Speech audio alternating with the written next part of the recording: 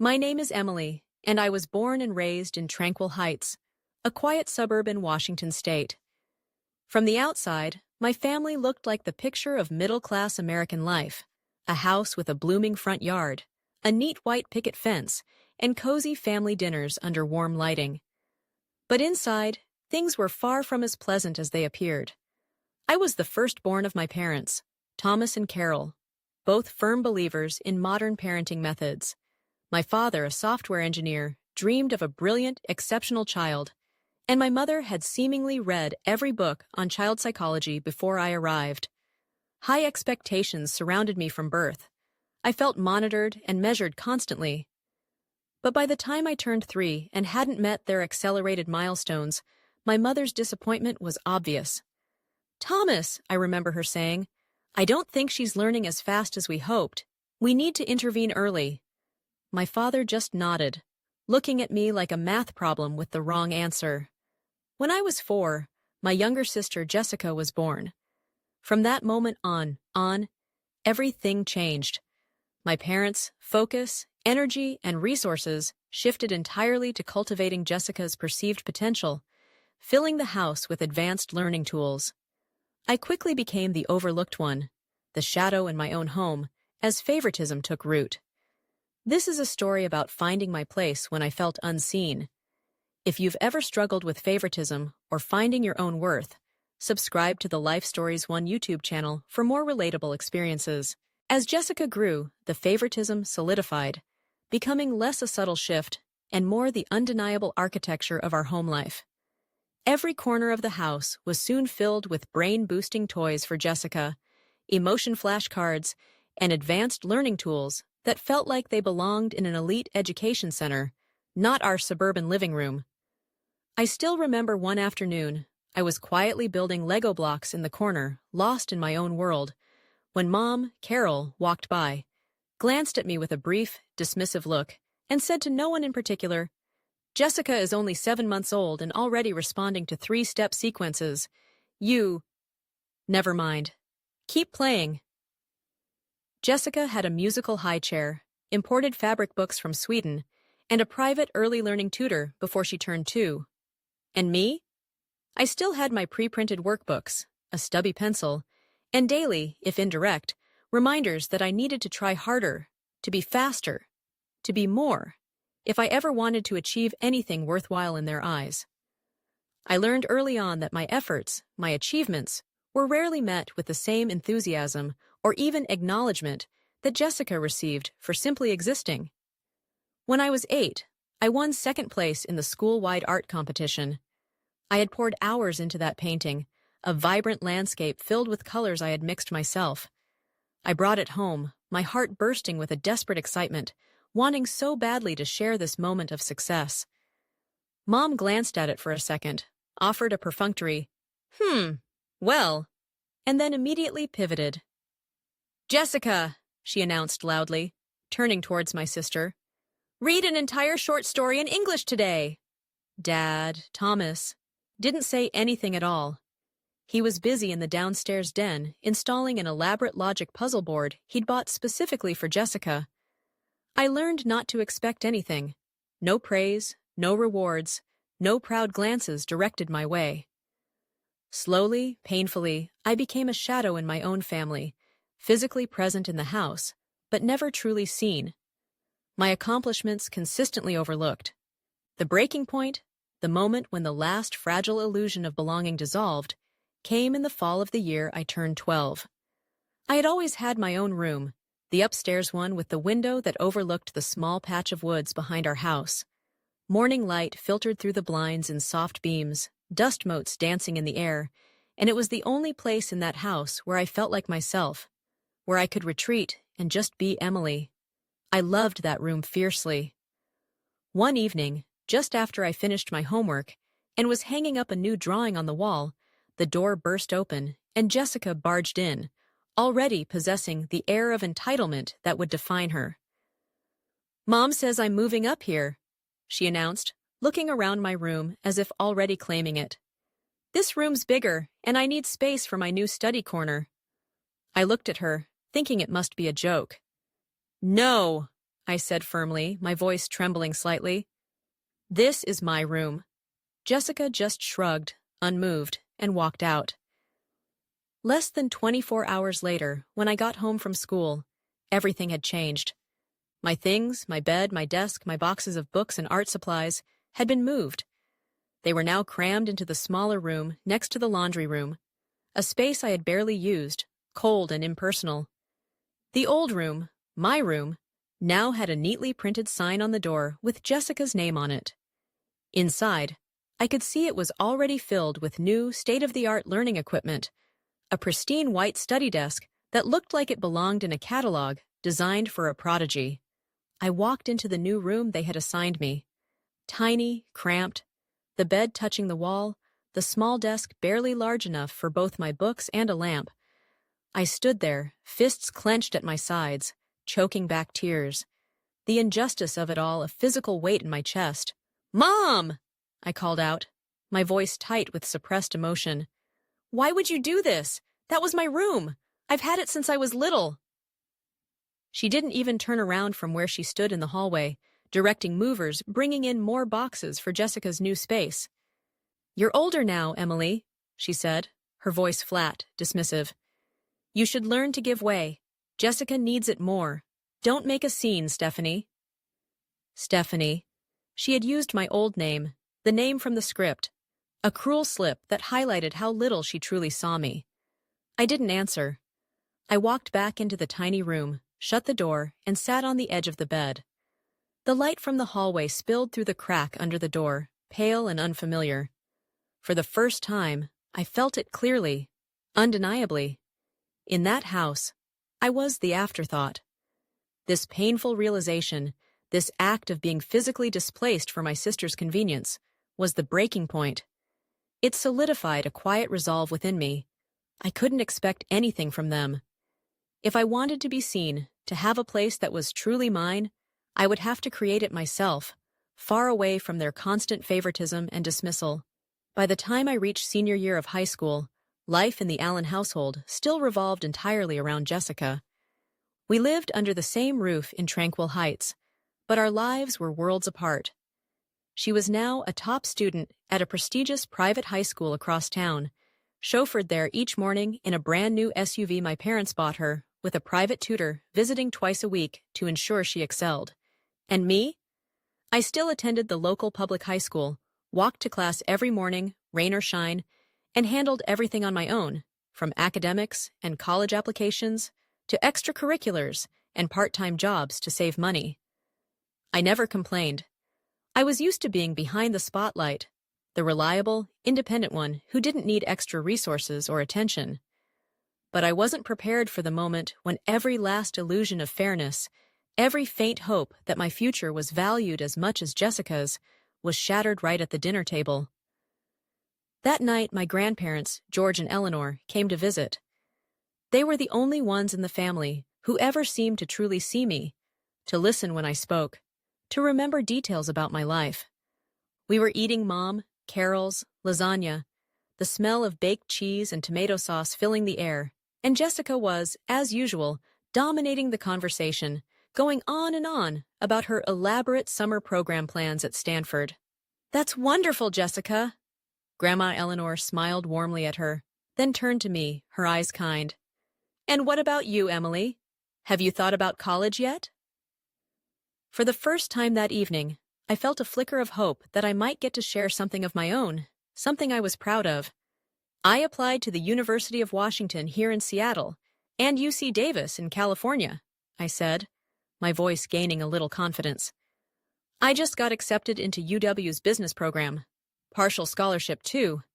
If I can get more financial aid. I didn't even finish my sentence before Mom set down her fork and knife with a sharp, echoing sound. All eyes turned to her. "Emily," she said, her voice tight and definitive, cutting me off completely. "Your father and I have talked. We can't provide more help with your tuition this year." I blinked, my mind struggling to grasp what she was saying. Can't provide more help? They hadn't provided any help. Dad, Thomas, jumped in, as if on cue, his words clearly rehearsed. "We need to prioritize Jessica right now. She's been invited to a highly competitive Ivy League prep program this summer. It's a rare opportunity. My heart sank, a cold, heavy weight. So, I managed to say, the words barely a whisper. All the college savings, the money you always said was for both of us. That's all going to Jessica? Mom sighed, a sound of weary exasperation, like she was stating the most obvious thing in the world, impatient that I couldn't see it. Jessica has real potential, Emily. You might want to consider starting at community college and transferring, or taking time to work isn't a bad option either. Not a bad option. It took a moment for the full impact to sink in. They weren't just saying they couldn't help more. They were completely cutting me off from the college fund they had always claimed was equally ours, directing all resources towards Jessica's potential, while suggesting I lower my ambitions or put them on hold indefinitely. The room went silent, the weight of their decision palpable. No one spoke, except for the quiet clink of Grandma Eleanor's spoon against her plate, a small sound of disruption in the tense air. "Carol," Grandma said, her voice low but firm, directed at my mother. "Both girls are my granddaughters. I can't sit here and watch one be cast aside like this." Mom pursed her lips, her face hardening. "Mom, this isn't—" "Yes, it is," Grandpa George interrupted, his voice resonating with quiet authority. "It absolutely is our business." That night, as I was clearing dishes in the kitchen, tears I had fought to hold back in the dining room finally streamed down my face. Grandma Eleanor came over, gently placing a hand on my shoulder. "You don't have to carry this burden anymore, sweetheart," she said, her eyes filled with a warmth that cut through the cold I felt. "We'll pay for your college tuition, all of it, no loans needed." I turned to her, my eyes red and swollen. "But that's too much money." "It's not too much," Grandpa George said, joining us, his hand on Grandma's back. "When it's an investment in someone who tries, someone who has already proven they can shine on their own." She smiled gently through her own shimmering eyes. "You don't need favoritism to shine, Emily. You've already done it on your own." That fall, I moved into the dorms at the University of Washington. The day I left home, Mom gave me a quick, half-hearted hug at the door and said, "Be frugal and don't expect anything from us." Jessica didn't even look up from her phone to say goodbye. I stepped out of that house, dragging my suitcase across the front yard path, feeling a complex mix of hurt, relief, and exhilaration, like I had just opened a new door, one without condescending stares or bitter comparisons. College was a different world. There, I wasn't the average kid, no longer the shadow behind a self-proclaimed genius. I was Emily Allen, a business student with a sharp mind and an unbreakable spirit, thriving academically and socially, seen and valued for my own strengths. Professors praised my strategic thinking, friends came to me for help with assignments, and every weekend night, I called my grandparents to tell them about every small step forward I made. My parents didn't call. They didn't check in either. And strangely, I wasn't upset. I didn't need it anymore. I had stopped seeking validation from a place where it was never freely given. What I had now was real value, one that came from within and from the love of those who truly believed in me. I entered my senior year at the University of Washington with a sense of certainty and purpose I had never dared to imagine.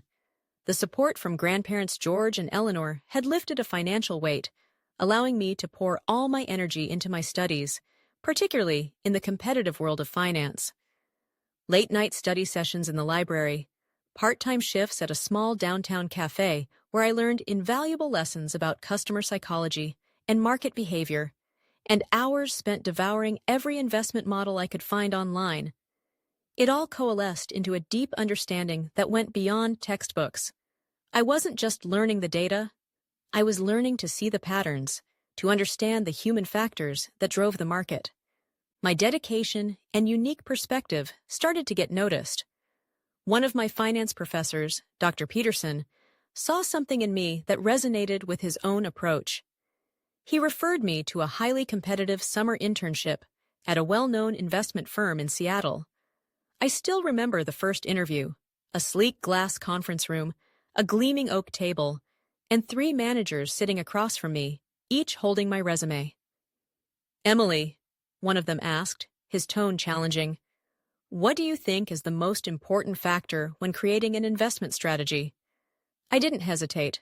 Drawing on my blend of academic learning and real-world observation, I replied, "Understanding not just the data, but the psychology behind it, the human behavior driving the numbers."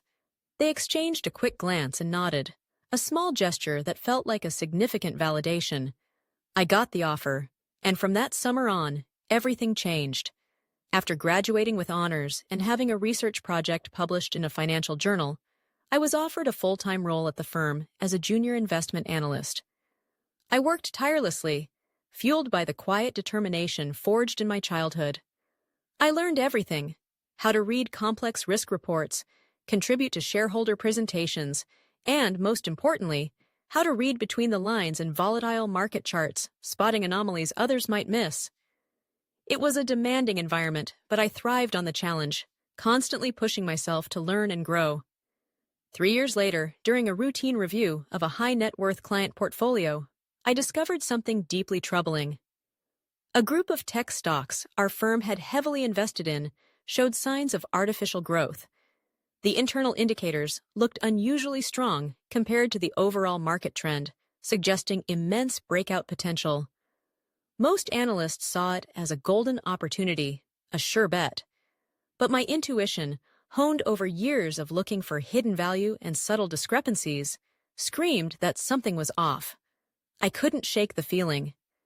I spent 2 sleepless nights combing through every number, tracing back appendix reports, cross-referencing data from obscure sources, and finally, painstakingly, uncovered the truth. Those companies weren't generating genuine sales. They were inflating revenue through internal transactions, essentially buying their own products from shell companies to fabricate sales figures and boost their stock prices artificially.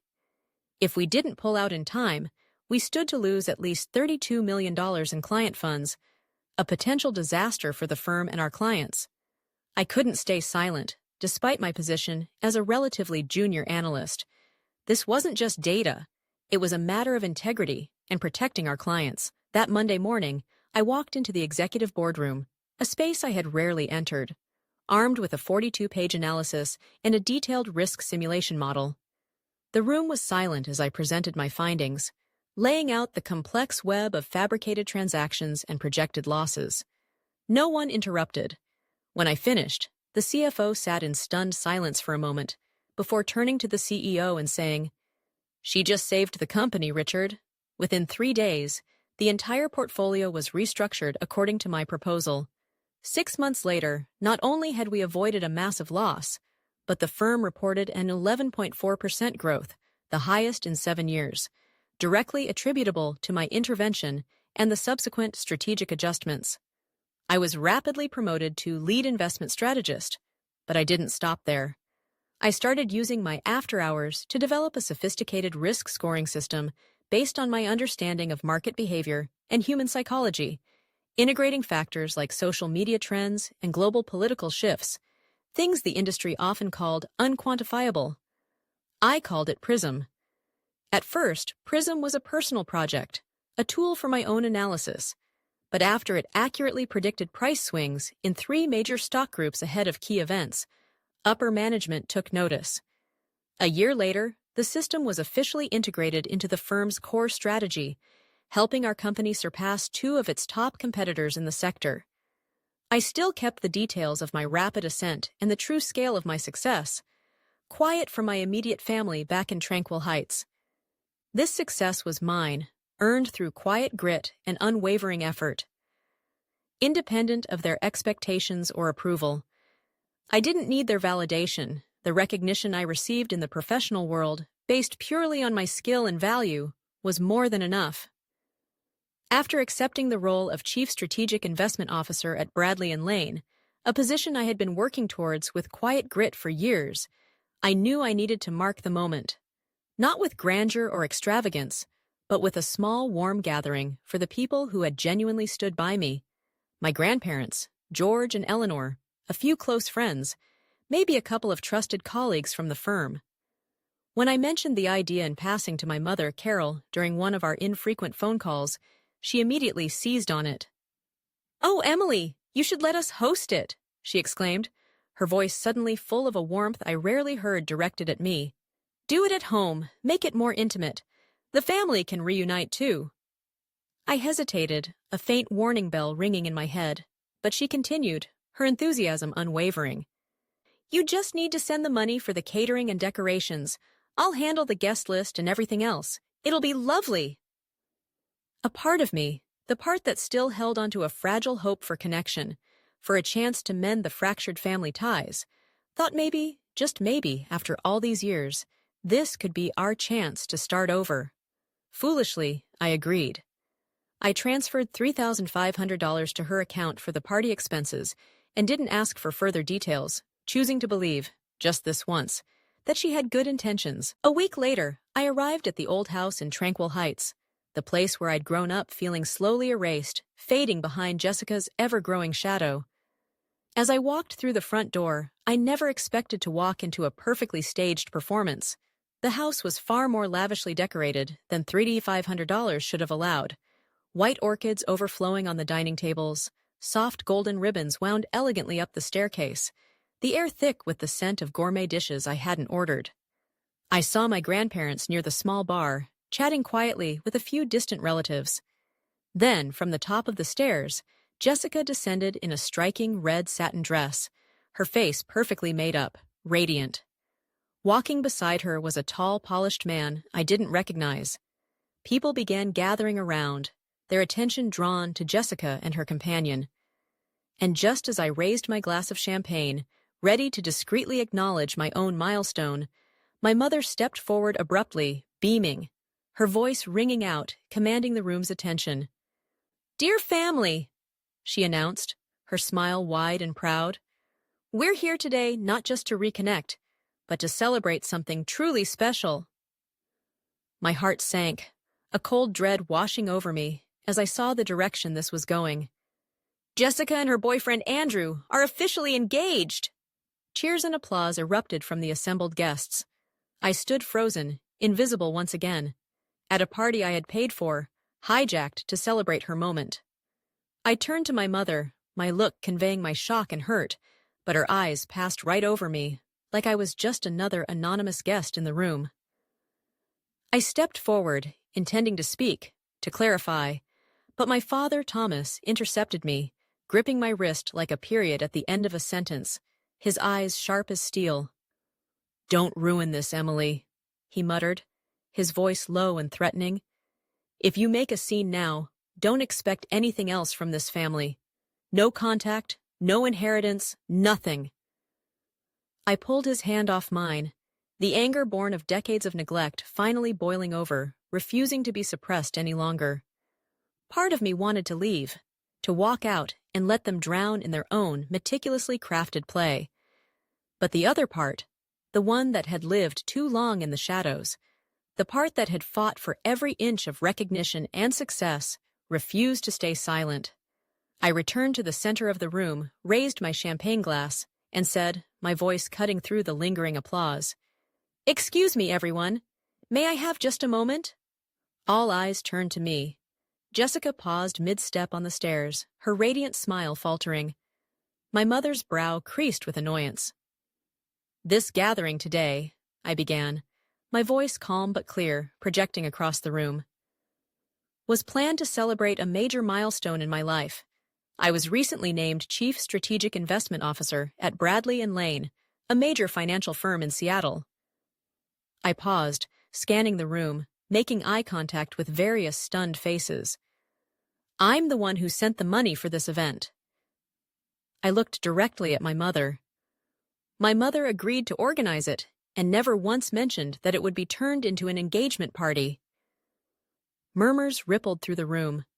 My grandparents stood still, looking utterly stunned. "I'm not against Jessica's engagement," I continued, making sure my voice carried. "What I can't stay silent about is the fact that my own family tried to erase me from my own moment, just like they did all throughout my childhood." Jessica's fiancé, Andrew, turned to her, confusion etched on his face. "You told me this was just a family gathering." Jessica's face flushed a deep red. Andrew, I wanted to wait for the right time. By using your sister's money to stage your big reveal? Andrew cut in, his voice lowering, disapproval evident. I came here expecting to feel welcomed, not to watch someone be pushed out of their own moment. He set his glass down and walked away, leaving a stunned Jessica behind. She chased after him, calling his name in vain. The room fell into a suffocating silence once more, broken only by Jessica's panicked cries from the porch. My father, face red with anger, stepped forward. You should know your place, Emily, he hissed. This is still— No, I interrupted, my voice ringing out. This is a place built on favoritism. It's not a home anymore. I turned to my grandparents. They hadn't moved, their eyes shimmering with unshed tears. Grandpa George gripped my hand as I stepped toward them. I don't need the rest of this family to know who I am, I said, my voice filled with a quiet strength. And with that, I walked out the door, the same door I had once left in silence with a suitcase. But this time, my head was held high, the truth finally spoken aloud. Andrew walked out of the party without a word, leaving behind Jessica's panicked gaze and a room full of stunned relatives. She chased him to the porch, calling his name, but the car door shut before she could reach him. The taillights of his Mercedes disappeared behind the trees, leaving the room in a silence that had moments ago been filled with laughter and applause. Jessica turned back, her tears quickly replaced by a familiar, furious rage. You've always been jealous of me, she shrieked, her voice raw. You can't stand seeing me happy, so you destroy everything. I stood still, the accusation rolling off me. For the first time, I didn't feel hurt by her words, just tired. Tired of the same old blame, played like a broken record. Jessica, Grandma Eleanor said, her voice calm but sharp, cutting through the noise. You made your choices. Don't dump the consequences on your sister. My mother, Carol, rushed forward, her face pale with rage and embarrassment, turning her fury on me. Emily, who do you think you are to humiliate your sister in front of our family? I don't need to think, I replied quietly, my voice steady. I just told the truth, and I've stayed quiet long enough. My father, Thomas, grabbed my mother's arm, trying to hold her back, but his eyes were blazing, cold as ice. If you walk out of here today, he said, his voice low and dangerous, you're no longer part of this family. Don't expect an inheritance. Don't expect to ever call us again. As far as we're concerned, you never existed. I was about to speak, to accept this final, painful severance, when Grandpa George, who had silently observed the entire evening, suddenly stepped forward, his voice ringing out like a bronze bell in the quiet room, commanding everyone's attention. Thomas, he said, looking directly at my father, if you're going to cut Emily out of this family, then it's time we clarify a few things. Grandma Eleanor took his hand and stepped forward with him, her eyes steady, unwavering. My mother looked at them, a flicker of unease in her eyes, sensing something unexpected was coming. We updated our will 3 months ago, Grandma said calmly, her voice clear. The entire estate, the house, the savings, the investment shares, it's all going to Emily. My mother let out a shocked gasp, her jaw dropping. What? She whispered, disbelief etched on her face. Why her? We've seen enough, Grandpa George said, his voice firm. Enough to know who lives by their values and who lives off of being coddled. But Jessica is my biological daughter, my mother nearly screamed, turning to them. Why her? Because she's the only one in this family who never demanded anything, never complained, and never stepped on others to lift herself up, Grandma Eleanor replied, her voice trembling slightly, but her eyes unwavering, meeting my mother's gaze directly. We don't reward favoritism or deceit. Jessica burst into tears, her carefully constructed facade of confidence and pride unraveling in front of everyone. She ran up the stairs, her red dress flaring like a bleeding stroke on a collapsing painting. My mother stood in the middle of the room, her lips trembling. while my father turned away, silent and defeated. I clutched my purse, looking at my grandparents, my heart swelling with a mixture of gratitude and overwhelming emotion. I never asked for this, I stammered, tears welling in my own eyes now. I don't need the inheritance. We know, Grandpa Tadjordi said, smiling gently. And that's exactly why you deserve it more than anyone. I looked around the house, once a wound, now a stage where the truth had finally come to light. One by one, the relatives rose from their seats, avoiding my gaze, as if they had just awakened from a long, misguided dream. No one stopped me as I turned to leave. I stepped outside, the spring night breeze brushing my cheek, carrying the familiar scent of apple blossoms from the backyard. I heard the door shut behind me. This time, it wasn't a door slamming shut in anger or finality.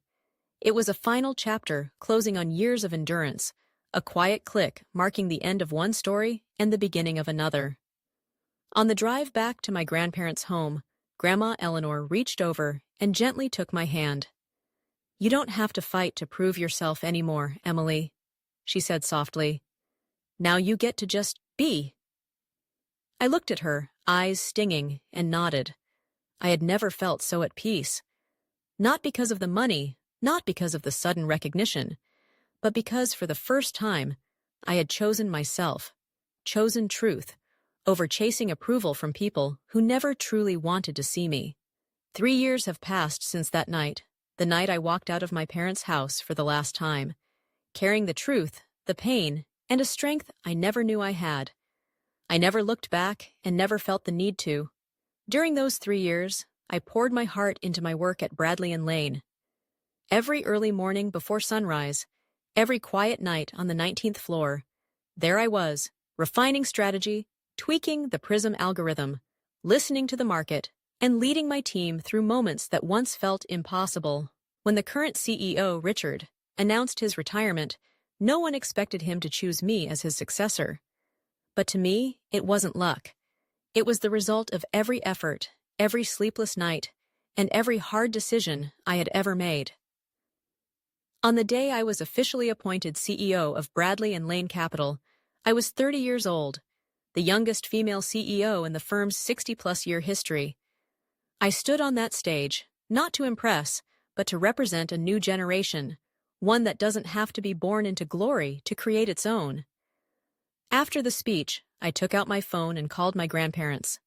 I did it, I whispered, my voice thick with emotion. Grandpa George laughed on the other end, and Grandma Eleanor repeated the words I'll never forget.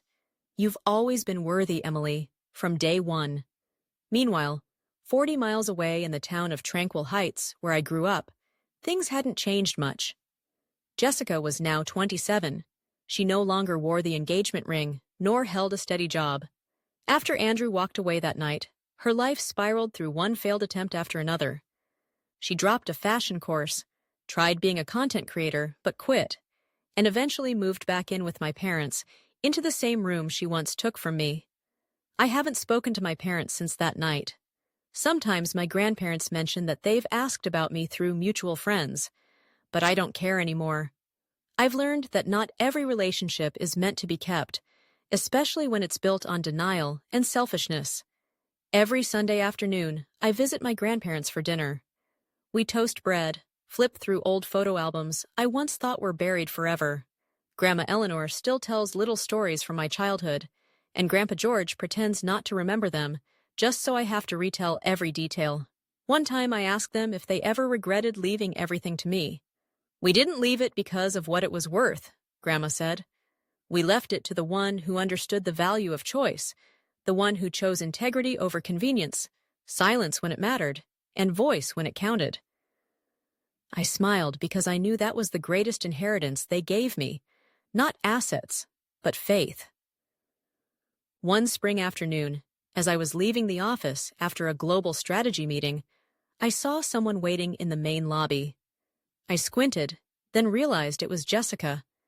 She looked thinner, her gaze uncertain, but still wore her signature look, designer coat and polished heels. I'm not here to apologize, she said immediately, like a shield. I just, I just want to know how you're doing so well without anyone lifting you up. I looked at her, not angry, not pitying, just stating a simple truth.